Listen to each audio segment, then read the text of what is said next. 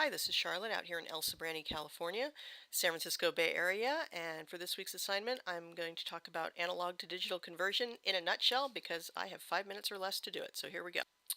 First of all, analog versus digital. An analog signal is one that is continuous, usually seen as a waveform, and we vary the amplitude or the frequency to change the shape of that waveform. Whereas digital, the information is stored as a series of two states. That's why it's called binary.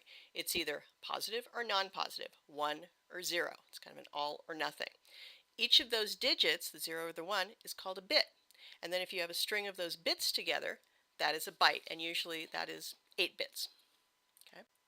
So now for analog to digital conversion, there are two key steps. There's more to talk about here, but again, trying to keep it brief. The first step is sampling, which is where the converter takes a snapshot of a wave at a particular frequency at various intervals. The second step is quantization, which is assigning a numerical value to the signal level, and then that gets coded as a binary number, which the computer can read. So let's see how this works. If we have this waveform here, which you'd get from plucking a guitar string, we would take samples or snapshots at various points along this time interval. Okay? And then at each of these points, we're going to get the value of the waveform. Okay?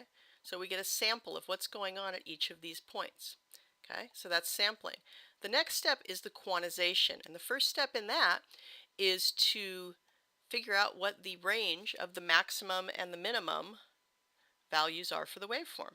Then we're going to cut that in half. So you have your first way to describe it. So up here, this would be a 1 and this would be a 0, above or below, two states.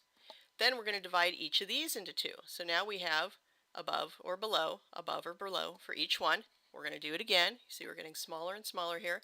So we have above and below on all these. Okay, so let's see how this works on an example. Looking at this little point right here, okay, is in the upper part of the range. So the first number is going to be a 1.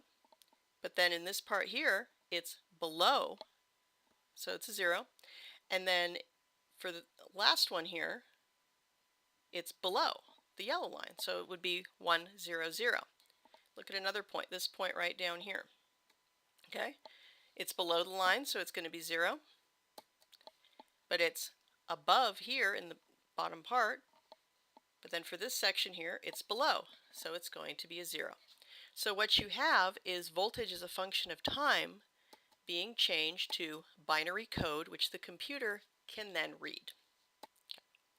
So now, looking at this, you can see how the frequency rate is splitting things up in one direction, while the bit depth splits the grid up in another direction.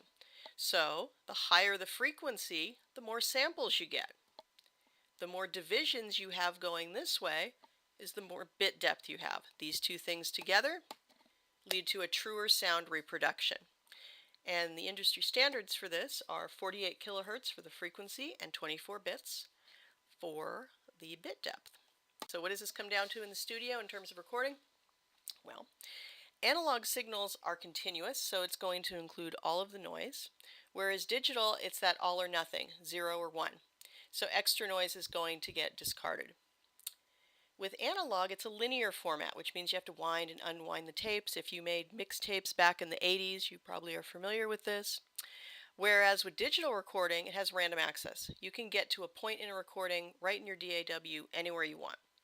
Tape can also get expensive, and also it can degrade pretty easily. You need to keep it at heat, light, moisture. If you've left one of those mixtapes in your car back in the 80s, you probably saw what happened in the heat.